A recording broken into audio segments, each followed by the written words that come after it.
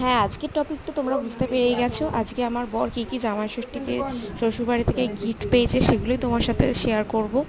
তো দেখো, প্রথমে ব্যাগ খুলে দেখছি যে কি আছে, ফার্স্টে কি বেরোয়। ও ফার্স্টে বেরিয়ে গেছে এখানে একটা, দেখতেই পাবে, সুন্দর চামচ, সিলভারের চামচ।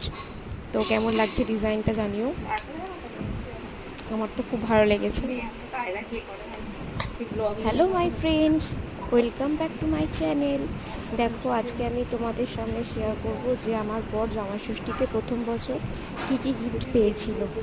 তো আমার বাড়ির তরফ থেকেই পেয়েছিল এই গিফটটা, দেখতে পাচ্ছ। অঙ্গশ্রী জুয়েলার্সের প্রথমে একটা দেখায় রূপোর চামচ, খুব সুন্দর দেখতে একটা রূপোর চামচ।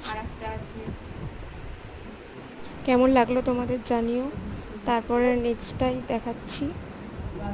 আমার মা তার একমাত্র জামাইয়ের জন্য অনেক শখ করে এগুলো বানিয়েছে। তো তারপরে এখানে বেরিয়ে পড়েছে সুন্দর দেখতে একটা দারুণ ডিজাইনের বাটি, বেশ বড় সড়ো আছে বাটিটা, পুরো ইলিশ মাছের মতো একদম দেখতে লাগছে, দেখো, চকচকে, খুব সুন্দর লাগছে।